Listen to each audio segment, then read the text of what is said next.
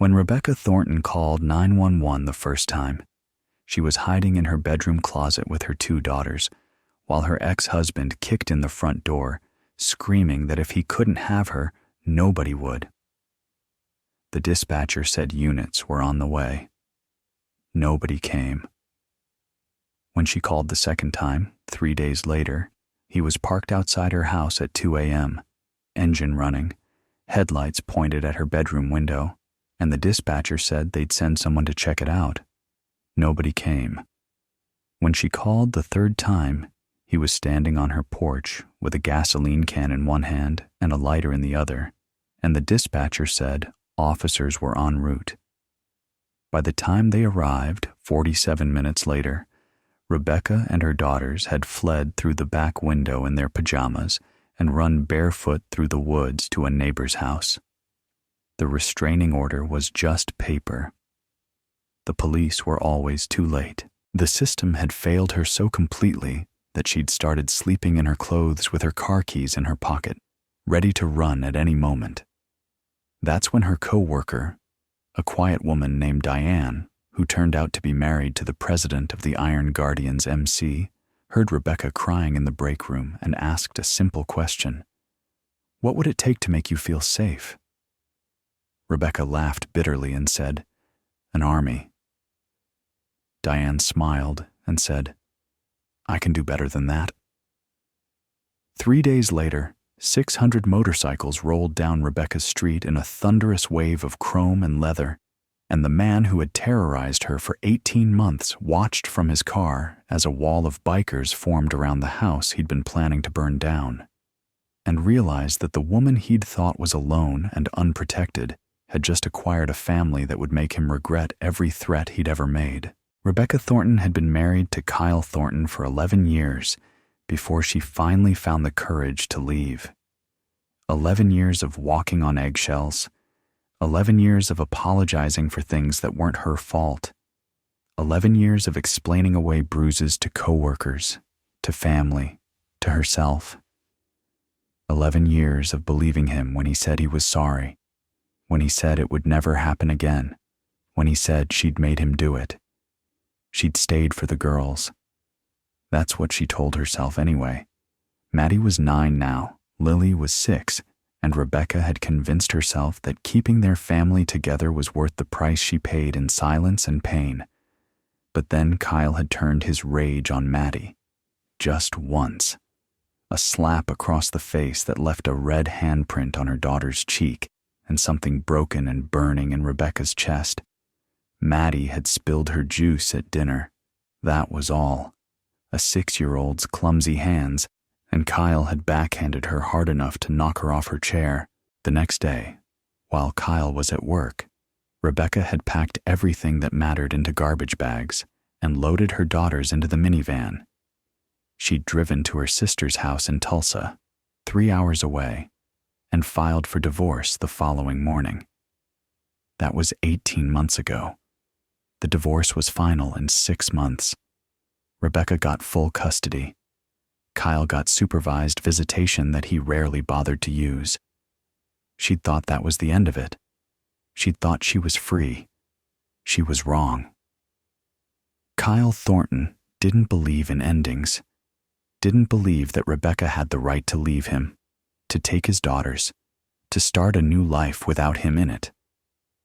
The restraining order she'd obtained after the first incident, when he'd shown up at her new apartment drunk and screaming, was just paper to him, a suggestion, an insult. The harassment started small, phone calls at all hours, texts that alternated between desperate pleading and violent threats, his car appearing in her rearview mirror when she drove to work, his face in the crowd at Maddie's soccer game, watching, always watching. Then it escalated. He broke into her apartment while she was at work and rearranged the furniture, leaving a note that said, "I can get in anytime I want." She moved to a new place, a small house on the outskirts of town, and didn't tell anyone the address. He found her within a week. He slashed her tires, keyed the word "whore" into her car door. left dead flowers on her porch, called her work so many times that her boss had to change the phone system. And through it all, through every police report, every restraining order violation, every documented threat, the system did nothing. The police took her statements and filed them away. The prosecutor said they needed more evidence. The judge said Kyle hadn't actually hurt anyone since the divorce, so maybe Rebecca was exaggerating. Maybe she was exaggerating. Rebecca stopped sleeping, stopped eating, started flinching at every sound, every shadow, every car that drove too slowly past her house. She installed deadbolts and security cameras and motion sensor lights, and none of it made her feel safe because she knew the truth that the system refused to acknowledge. Kyle was going to kill her. It wasn't a question of if. It was a question of when.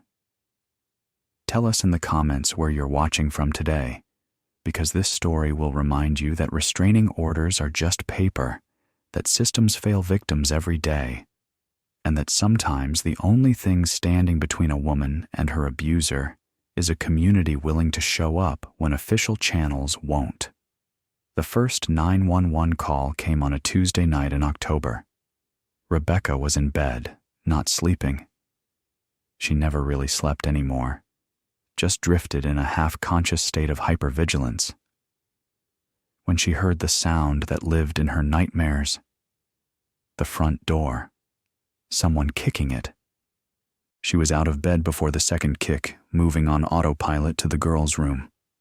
She gathered them in her arms, Maddie awake and terrified, Lily confused and half asleep, and carried them to the master bedroom closet, the deepest, darkest corner of the house. "Stay here," she whispered. "Don't come out until I come get you, no matter what you hear."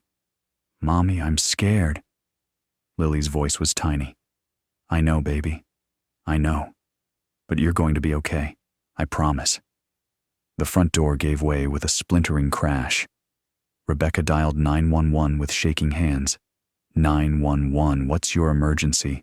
My ex-husband just broke into my house." Her voice was steady, somehow. The calm of absolute terror. "I have a restraining order. He's threatened to kill me. I'm hiding in a closet with my 2 daughters. Please send help." "Ma'am, what's your address?" Rebecca gave it, gave her name, gave Kyle's name, gave every piece of information the dispatcher asked for while she listened to Kyle's footsteps downstairs, to his voice calling her name in that sing-song tone that made her blood freeze. "Rebecca, I know you're here. Come out, wherever you are. Units are being dispatched," the dispatcher said. "Stay on the line, stay hidden." "How long?" "Ma'am, just stay on the line." "How long?" A pause. "Officers should be there within 15 to 20 minutes. 15 to 20 minutes. An eternity. A lifetime. More than enough time for Kyle to find them, to do whatever he'd come to do. Rebecca heard his footsteps on the stairs. She hung up the phone, silenced it, and pressed herself deeper into the closet, her body shielding her daughters, her hand clamped over Lily's mouth to muffle the whimpers. The bedroom door opened. "Rebecca." Kyle's voice was soft now, dangerous. "I know you're in here. I can smell your perfume, that vanilla shit you always wore. I used to love that smell. Now it just makes me sick." Footsteps crossing the bedroom, slow, deliberate. "You know what the problem is, Rebecca? You never understood your place.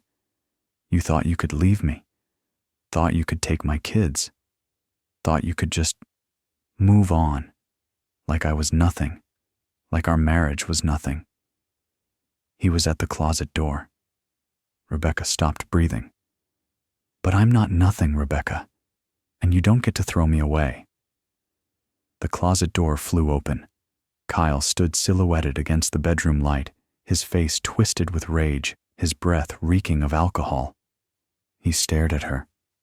at the three of them huddled in the corner like animals, and something that might have been satisfaction flickered across his features. "There you are!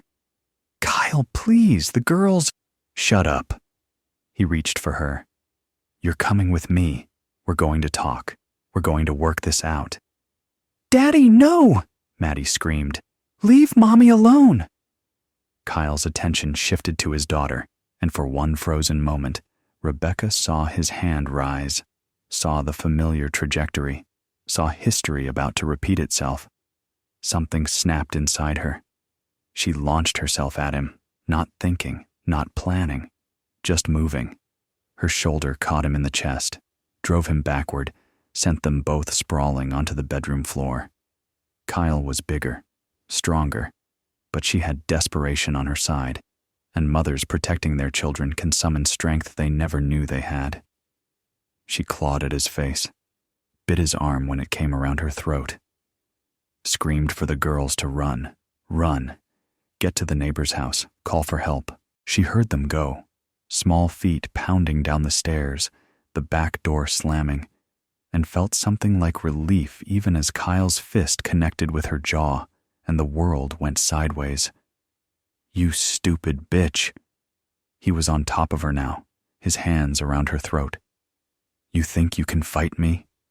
You think anyone's coming to save you?" The edges of her vision were going dark when she heard the sirens. Distant, too distant, but coming. Kyle heard them too. His hands loosened, his head turned toward the window. "This isn't over," he hissed.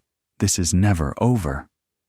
And then he was gone, out the window, disappearing into the darkness as the red and blue lights finally appeared at the end of her street. The police found Rebecca on the bedroom floor, gasping for breath, bruises already forming around her throat. They found the girls at the neighbor's house, crying in the arms of an elderly woman who'd called 911 herself when two barefoot children had pounded on her door screaming about a monster in their house. They took statements, filed reports, photographed her injuries, and then they left. Kyle was in the wind. They'd look for him, they said. He'd violated the restraining order, they said. This time, there might actually be consequences, they said. Rebecca sat in her destroyed home, her throat burning, her children traumatized, and listened to them make promises that meant nothing. Nobody had come in time. Nobody ever came in time. She was on her own. If you're enjoying this story, hit that hype button right now. It's free, takes a second, and helps this video reach more people who need to see it. Now, back to the story. The second call came 3 days later. Rebecca hadn't slept since the break-in. She'd repaired the front door, added more locks, bought a baseball bat that she kept beside her bed. The girls were staying with her sister in Tulsa. She'd driven them there the morning after the attack, needing to know they were safe even if she couldn't be. She'd thought about leaving herself, disappearing, starting over somewhere Kyle would never find her. But she couldn't run forever. She had a job here, a life here, what was left of it. And running felt like giving up, like admitting that Kyle had won, that she would spend the rest of her life looking over her shoulder. So she stayed, and she waited. At 2:17 a.m. on Friday, she woke to headlights shining through her bedroom window. She didn't need to look to know whose car was parked on the street, engine running, high beams pointed directly at her house. She'd seen that car too many times, had memorized the sound of its engine, the particular quality of its headlights, the silhouette of the man behind the wheel. Kyle had found her again. She called 911. 911, what's your emergency? My name is Rebecca Thornton. I called 3 days ago when my ex-husband broke into my house. He's back. He's parked outside right now. His car is pointed at my bedroom window with the high beams on. Please send someone. Ma'am, is he attempting to enter the residence? No, he's just sitting there, watching. Is he on your property? He's on the street, but he's clearly... Ma'am, if he's on a public street, there's limited action we can take. We can send an officer to do a welfare check. He broke into my house 3 days ago. He tried to strangle me. There's a restraining order. I understand, ma'am. We'll send someone to check it out. When? As soon as an officer is available. Rebecca stared at the ceiling, listening to the rumble of Kyle's engine, watching the light from his headlights paint shadows on our walls. He's going to kill me, she said quietly. You understand that, right? He's going to kill me, and when he does, it's going to be because you didn't take this seriously. Ma'am, we're doing everything we can. No, you're not. You're doing everything that's convenient. There's a difference. She hung up. Kyle sat outside her house for 3 hours that night. 3 hours of psychological torture, of letting her know that he could get to her anytime he wanted, that restraining orders meant nothing, that nobody was coming to save her. A patrol car drove by around 5 a.m., slowed down, kept going. By then, Kyle was already gone. If this story has touched your heart, take a moment to share it and subscribe to Gentle Wheels. Because what Rebecca experienced, a system that failed her at every turn, that treated her terror as an inconvenience, that left her to face a monster alone, happens to thousands of women every year. And sometimes the only solution is a community willing to step up when institutions won't. The third call came 6 days later. Rebecca had just gotten home from work. It was a Wednesday evening, still light out, the autumn sun casting long shadows across her lawn. She'd been looking forward to a quiet night, some takeout, some television, an attempt at something resembling normalcy. Then she saw him on the porch. Kyle was standing at her front door, casual as anything, like he belonged there. He was holding something in each hand. It took her a moment to process what she was seeing. A red gasoline can in his left hand, a silver lighter in his right. He smiled when he saw her car pull into the driveway. Rebecca's hands were shaking so badly she could barely dial the phone. 911. What's your emergency? He's on my porch. Her voice didn't sound like her own. My ex-husband. He has gasoline and a lighter. He's going to burn my house down. Please, please, please send someone now. Ma'am, what's your location? She gave the address. Again, for the third time in 10 days. Units are being dispatched. Ma'am, do not approach the residence. Do not engage with the suspect. I'm in my car, in the driveway. He can see me. Can you drive away safely? I don't know. He's between me and the street. Ma'am, if you can safely leave the area. Kyle was walking toward her now, slowly, the gasoline can swinging at his side, the lighter still clutched in his fist. He was smiling. That smile she'd learned to fear more than his fists. He's coming toward me. Ma'am, lock your doors. Stay in the vehicle. Officers are en route. How long? Ma'am, how long? Units are responding from across town. Estimated arrival is approximately 20 to 25 minutes. 20 to 25 minutes. Kyle was 10 feet from her car. Rebecca made a decision. She threw the car into reverse, gunning the engine, tires screeching as she backed out of the driveway. Kyle lunged for the door handle, missed, stumbled. She caught a glimpse of his face, twisted with fury, as she cranked the wheel and floored it. She drove to her neighbor's house, the Hendersons, 3 doors down, an elderly couple who'd lived there for 40 years and still believed in community. She pounded on their door, explained what was happening in gasping, broken sentences. They pulled her inside, locked the doors, called 911 themselves, and they waited. 47 minutes. That's how long it took for the police to arrive. 47 minutes of Rebecca huddled in the Hendersons' living room, watching through the window as Kyle eventually got back in his car and drove away. 47 minutes of wondering if he was coming back with matches. 47 minutes of knowing that if he'd decided to burn her house down with her in it, he would have had time to do it twice over before anyone showed up. The officers took her statement, photographed the gasoline stains on her porch where Kyle had sloshed the can around, promised again that they would find him, that there would be consequences. Rebecca nodded, thanked them, went back to her house after they left and sat in the dark, staring at nothing. She'd called 911 3 times. 3 times she'd begged for help. 3 times the system had failed her. She was out of options, out of hope, out of belief that anyone was going to save her.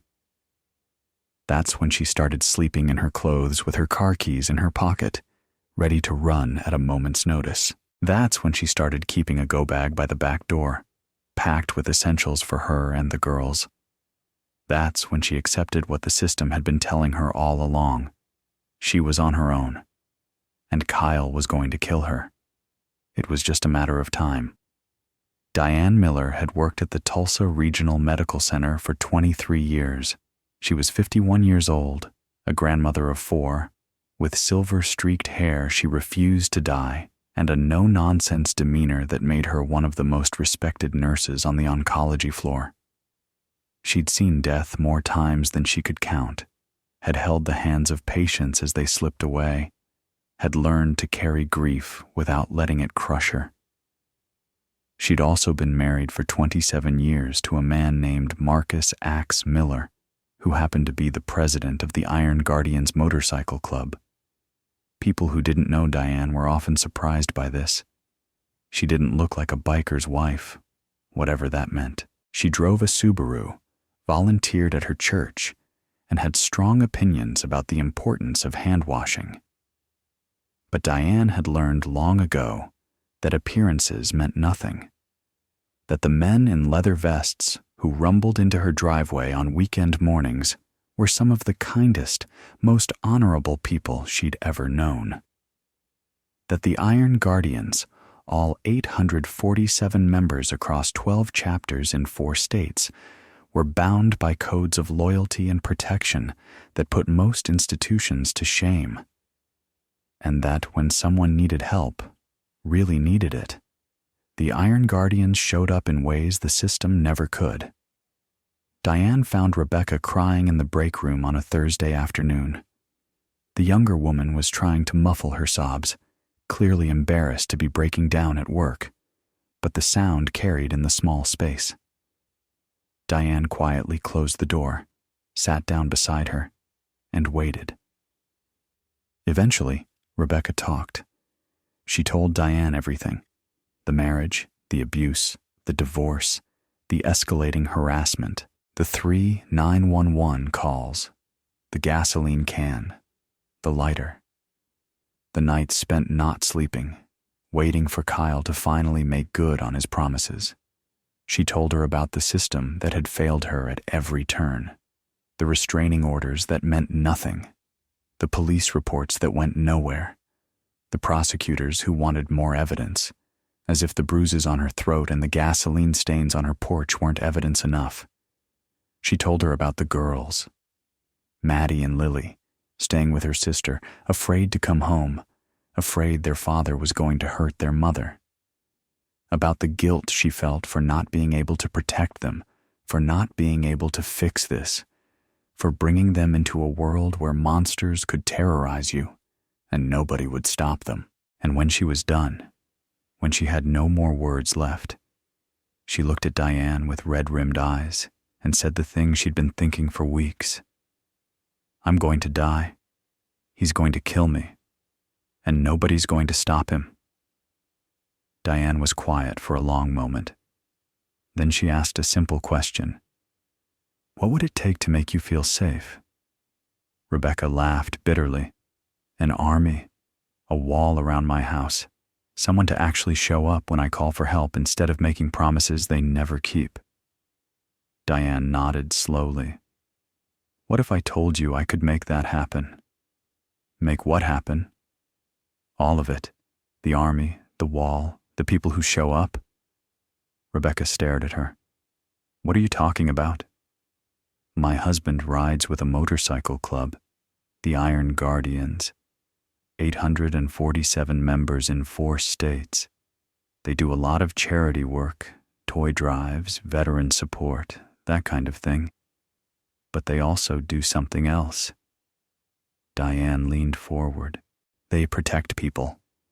People who've been failed by the system. People who need help that no one else will give them. People like you. I don't understand. You will. Diane pulled out her phone. I'm going to call Marcus. He's going to want to hear your story.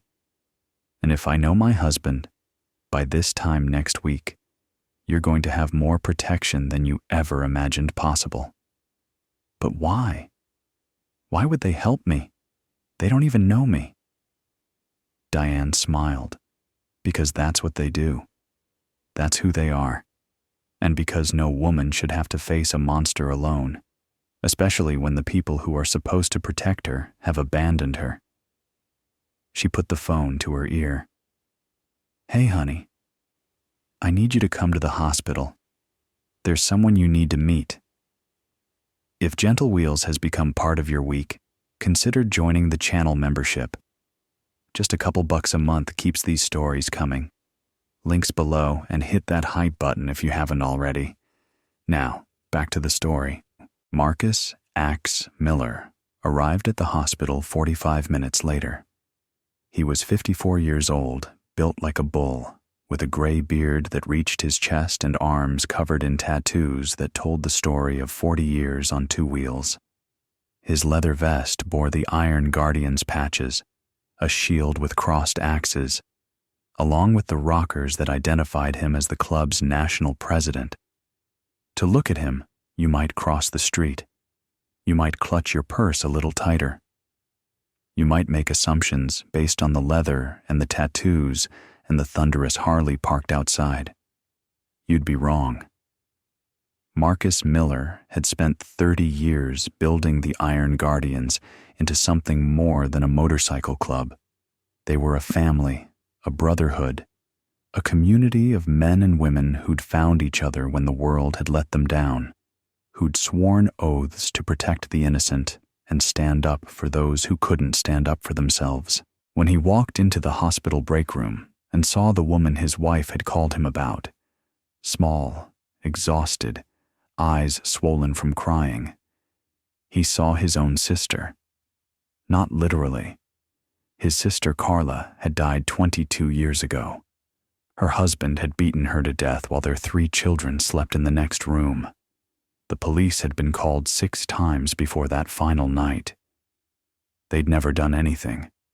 Marcus had buried his sister and made a promise at her grave.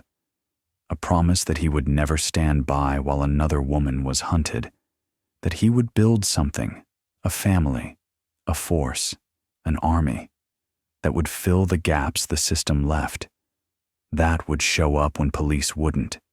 That would make monsters think twice. The Iron Guardians were that promise made real. Tell me everything, Marcus said, sitting down across from Rebecca. From the beginning. Don't leave anything out. Rebecca told her story again. The marriage, the abuse, the divorce, the escalating terror, the 3 911 calls, the gasoline can, the lighter. Marcus listened without interrupting. When she finished, he was silent for a long moment, his dark eyes unreadable. Then he spoke. I'm going to ask you some questions. I need you to answer honestly. Okay. Have you documented everything? The threats, the break-in, the stalking? Yes. I have a file. Police reports, photos, saved voicemails, everything. Good. Have you told anyone else about this? Family, friends? My sister knows. A few friends. But there's nothing they can do. Have you considered leaving? Moving somewhere he can't find you? Rebecca's jaw tightened. I've thought about it. Every day. But I have a job here. The girls have school. Their lives are here. And I'm tired of running. I ran once. He found me. I don't want to spend the rest of my life looking over my shoulder. Marcus nodded slowly. I understand. Last question. What do you want? Not what you think is possible. Not what you think you deserve. What do you actually want? Rebecca thought about it. Really thought about it. I want to feel safe. I want my girls to feel safe. I want to sleep through the night without waking up in terror. I want Kyle to understand that he can't keep doing this, that there are consequences, that I'm not alone. She paused. I want him to be scared. For once, I want him to know what it feels like to be hunted. Marcus smiled. It wasn't a pleasant smile. I can make that happen. The plan came together in 3 days. Marcus put out the call to every Iron Guardians chapter in the region. Tulsa, Oklahoma City, Wichita, Dallas, Little Rock, Springfield. The message was simple. A woman was being terrorized. The system had failed her. She needed protection. She needed family. She needed an army. The response was overwhelming. Within 24 hours, over 400 members had confirmed they were coming. By the second day, that number had grown to 550. By the morning of the third day, when Marcus finalized the count, 627 bikers had committed to being at Rebecca's house on Saturday afternoon. 627. Rebecca couldn't believe it when Diane told her. That's impossible. Why would that many people come for someone they've never met? Because that's what we do, Diane said simply. That's who we are. But I can't. I don't know how to repay. There's nothing to repay. You're family now, and family shows up. The plan was straightforward. On Saturday, the Iron Guardians would ride to Rebecca's house in full force. They would surround the property, making their presence impossible to miss. They would stay for hours, letting the entire neighborhood, and, more importantly, Kyle, see exactly what Rebecca's new family looked like. They would also deliver a message. Not to Rebecca. To Kyle. We know who you are, Marcus had explained. We know where you live. We know where you work. We know what you drive. And we want you to understand something. This woman is not alone anymore. She has 600 brothers and sisters who will be watching. And if you come near her again, if you threaten her again, if you so much as look at her wrong, we will be there. Not in 20 minutes. Not in 47 minutes. We will be there before you can blink. It was vigilante justice, some might say. Intimidation.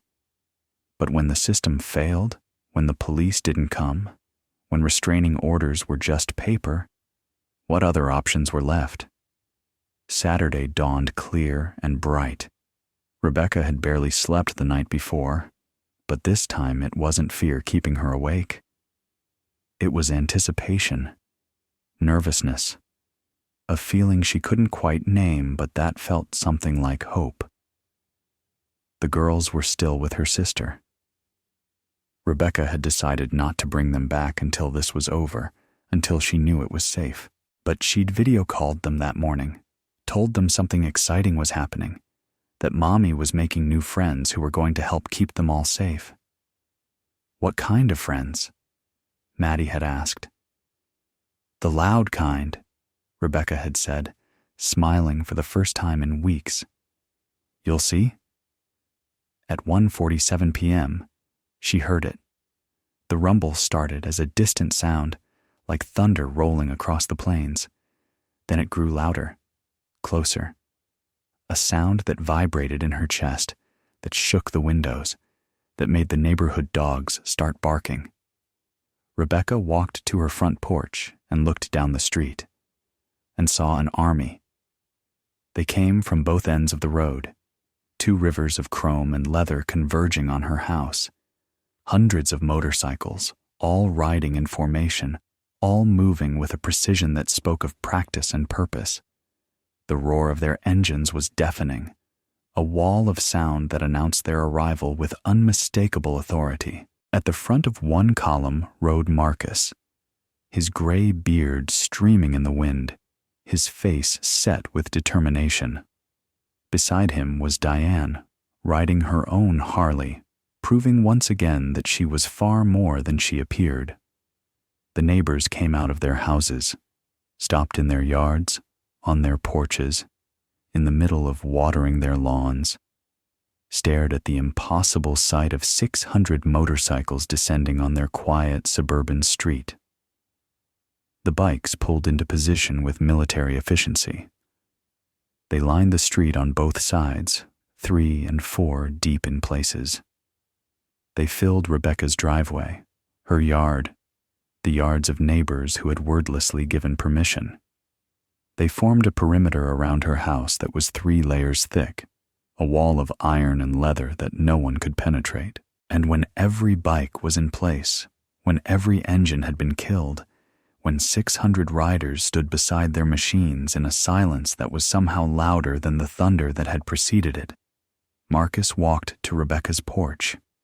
He climbed the steps slowly, deliberately, and stood before the woman who'd called 911 3 times and been failed every time. "Rebecca Thornton," he said, his voice carrying across the assembled crowd. "You are not alone. You have never been alone, and you will never be alone again." He turned to face the bikers. "Brothers and sisters, this woman has been terrorized, hunted, failed by a system that should have protected her. She called for help, and no one came. Today, we come. Today, we stand between her and the man who wants to harm her. Today, we send a message that echoes across this state and every state. When you prey on the vulnerable, when you stalk and threaten and terrorize, you are not facing one woman alone. You are facing all of us, and we do not forget, we do not forgive, and we do not leave." A roar went up from the crowd, 600 voices shouting their agreement, their commitment, their promise. Rebecca stood on her porch, tears streaming down her face, watching an army pledge itself to her protection. And for the first time in 18 months, she didn't feel afraid. Tell us in the comments, have you ever witnessed a community show up for someone who needed help? Have you been that community for someone? Your stories matter because they prove that when systems fail, people don't have to. Kyle Thornton saw the motorcycles. He'd been parked 2 blocks away, watching Rebecca's house through binoculars, planning his next move.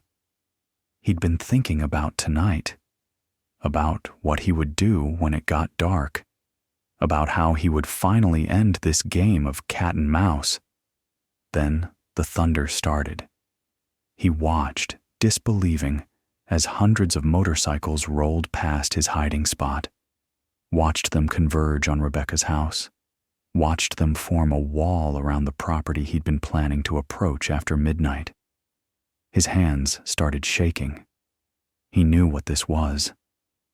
He'd heard about motorcycle clubs that did this, that protected abuse victims, that stood guard, that made their presence known. He'd thought it was exaggerated, urban legend, something that happened to other people. Now it was happening to him. He counted the bikes, lost count after 200, tried again, lost count again. There were so many, too many, an impossible number of people who had apparently decided that Rebecca Thornton mattered more than his plans for her. Then he saw something that made his blood freeze. A man had detached from the group, big guy, gray beard, leather vest with patches. He was walking directly toward Kyle's car, not toward Rebecca's house, toward Kyle. Kyle started the engine. The man kept coming. Kyle threw the car in gear, hands shaking so badly he could barely steer. He pulled away from the curb, tires squealing, and accelerated down the side street. He glanced in his rearview mirror. The man was standing in the middle of the road, watching him go. And even at this distance, Kyle could see the smile on his face. He drove. He drove and drove, and didn't stop until he was 3 towns away, his hands still shaking, his mind replaying what he'd seen. 600 bikers, maybe more. All of them standing guard around the woman he'd thought was unprotected. For the first time since he'd started hunting Rebecca, Kyle Thornton understood something. He wasn't the predator anymore. He was the prey. If you're enjoying this story, hit that hype button right now. It's free, takes a second, and helps this video reach more people who need to see it. Now, back to the story. The Iron Guardians didn't leave when the sun went down. They set up shifts, round-the-clock presence. At any given time, at least 12 bikers were stationed around Rebecca's property, on her porch, in her driveway, patrolling the street.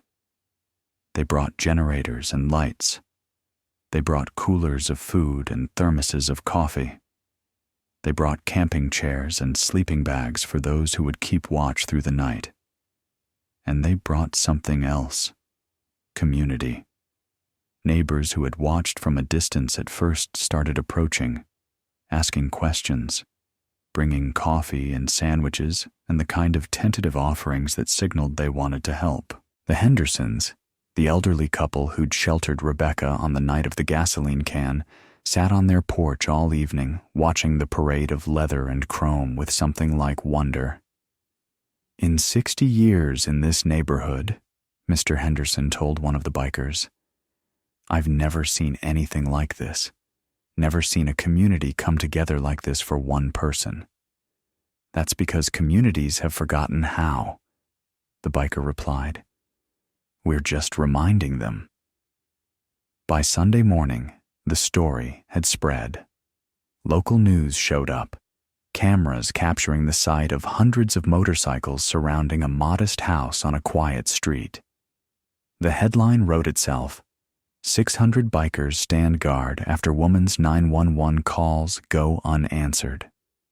The attention brought more attention. Other motorcycle clubs called, wanting to help. Community organizations reached out. A lawyer offered pro bono services to pursue Kyle more aggressively.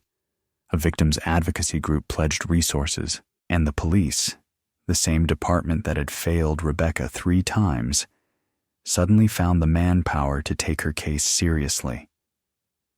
Funny how that worked. Kyle Thornton was arrested 4 days later. He'd fled to a motel in Arkansas trying to figure out his next move when police kicked in the door at 3 a.m. The charges were extensive: violation of protective order, criminal trespassing, assault, stalking, intimidation with a deadly weapon. The prosecutor, the same one who'd wanted more evidence a month ago, was suddenly very interested in pursuing the case aggressively. Kyle pleaded guilty to avoid trial. He got 12 years. 12 years. It wasn't enough. It would never be enough. But it was something. It was consequences. It was time for Rebecca and her daughters to rebuild their lives without looking over their shoulders. When Rebecca got the news, she was sitting on her porch with Diane, watching a rotation of Iron Guardians maintain their watch, even though the immediate threat had passed. 12 years, she said, testing the words. He'll be almost 60 when he gets out. And you'll be ready, Diane said. We'll be ready. He's never going to forget what happened here. And if he ever thinks about coming near you again, he'll remember this street filled with bikes and he'll think twice. What if he doesn't? Think twice, I mean. What if he gets out and comes looking for me? Diane smiled and gestured at the bikers on the lawn. Then we'll be there. That's the thing about family, Rebecca. It doesn't end when the crisis ends. You're one of us now. Today, tomorrow, 12 years from now. When you need us, we'll come." Rebecca looked at the woman beside her, the unassuming nurse who'd found her crying in a break room and had responded by summoning an army. "Why?" she asked. "I still don't understand. Why would all these people come for someone they've never met?" Diane was quiet for a moment. Marcus's sister was murdered by her husband 22 years ago. Police had been called 6 times. They never stopped him. She paused. Marcus couldn't save Carla, but he swore he would build something that could save the next woman, and the next after that. The Iron Guardians aren't just a motorcycle club. They're a promise that no one has to face monsters alone. Rebecca felt tears welling in her eyes. "I called 911 3 times, she whispered. "Nobody came." "I know." Diane took her hand. "But we came, and we always will." 6 months later, Rebecca stood on the stage at the Iron Guardians' annual gathering. The event drew over 1,000 members from across the region. Bikers and their families, supporters and allies, a sea of leather and chrome and community. And they'd asked her to speak. She was terrified. Public speaking had never been her thing. But she owed these people her life, and if they wanted her words, she would find a way to give them. "My name is Rebecca Thornton," she began, her voice shaking slightly. 6 months ago, I was a woman with no hope. I had called 911 3 times, and each time I was failed. My ex-husband was hunting me, and I knew with absolute certainty that he was going to kill me. The system had abandoned me. I had no one. She paused, looking out at the crowd. And then I met Diane, and Diane called Marcus, and Marcus called all of you. Her voice grew stronger. 600 people showed up at my house, 600 people who had never met me, who didn't know my name until that week, who had no reason to care about my problems. But you came anyway. You surrounded my house. You stood guard through the night. You sent a message that echoed so loud that even the system had to start listening. She wiped her eyes. My ex-husband is in prison now. My daughters are home. I sleep through the night for the first time in years. And it's because of you. All of you. You gave me something the police never could. Something the courts never could. Something I'd stopped believing existed. She took a breath. You gave me hope. You gave me family. You gave me proof that even when systems fail, people don't have to. That communities can still rise up. That strangers can still become brothers and sisters. That no one has to face monsters alone. The crowd was silent, hanging on her words. I don't know how to repay what you've done for me. Marcus says I don't have to. Diane says I'm family now, and family doesn't keep score. But I've decided I'm going to try anyway. I've decided to spend the rest of my life doing for others what you did for me. Listening to the women who are crying in break rooms, making calls to the people who can help, being part of this family in every way I can. She looked at Marcus, who was watching from the front row with tears in his eyes. 600 bikers surrounded my house when I had no one else. 600 people proved that hope isn't dead, that communities still matter, that the vulnerable don't have to be alone. I will never forget that.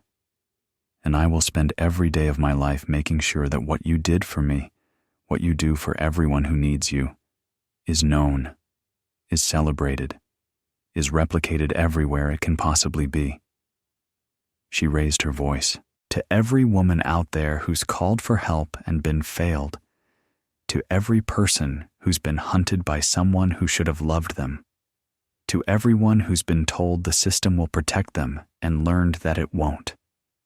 I want you to know, There are people who will come. There are communities that will rise. There are brothers and sisters you've never met who will stand between you and the darkness. She pointed at the crowd. These are those people. This is that community. And if you need them, they will come for you, just like they came for me. The roar that followed shook the rafters. Maddie and Lily came home a week after Kyle's arrest. Rebecca drove to Tulsa to get them, her heart pounding the whole way. She hadn't seen them in person in almost a month, the longest they'd ever been apart. She didn't know what to expect, didn't know how they'd processed everything that had happened. When she walked into her sister's house, Maddie ran to her and held on so tight that Rebecca could barely breathe. "Is it over?" Maddie whispered. "Is he really gone?" "He's really gone, baby. He's in prison. He can't hurt us anymore. Promise." "I promise." Lily, who was 6 and understood less, but felt just as much, clung to Rebecca's leg and wouldn't let go. "Mommy, are we going home now?" "Yes, sweetheart, we're going home." "Will the motorcycle people be there?" Rebecca smiled. She'd told the girls about the Iron Guardians, had shown them pictures from the news coverage, had tried to explain that sometimes help came from unexpected places. "Some of them will be there. They're our friends now, our family." "I want to meet them," Lily said. "I want to say thank you." "You will, baby. You will." When they pulled onto their street, 3 Iron Guardians were stationed at the house, not out of necessity anymore. Kyle was gone, the threat neutralized, but because they'd become part of the routine, part of the neighborhood, part of the community. Maddie and Lily stared at the motorcycles, at the big men in leather vests, with something like awe. "They look scary," Lily whispered. "I know," Rebecca said, "but they're not. They're the good guys, the best guys." One of the bikers, a man named Tank, who looked exactly like his name suggested, walked over to the car as Rebecca parked. "Hey, Rebecca. Welcome home, girls." Maddie and Lily peeked out from behind their mother. Tank crouched down to their level. "You know what? I have daughters too. They're older than you now, but when they were your age, they thought bikers were scary too." He smiled, and his whole face transformed from intimidating to gentle. "But your mom helped us understand something. She helped us understand that being big and loud and a little scary looking is only good if you use it to protect people who need protecting. And that's what we do. We protect people. We protect your mom. And now we protect you." Lily studied him seriously. "Are you a superhero?" Tank laughed. "Nah, kid. Superheroes work alone. We work together. That's better." Maddie stepped forward, her voice small but brave.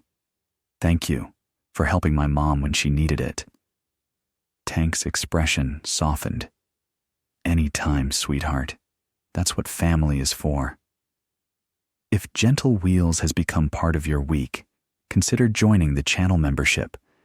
Just a couple bucks a month keeps these stories coming. Links below, and hit that hype button if you haven't already. Now, back to the story. 2 years later, Rebecca stood on her front porch watching a different kind of parade. It was the anniversary of the day 600 bikers had surrounded her house.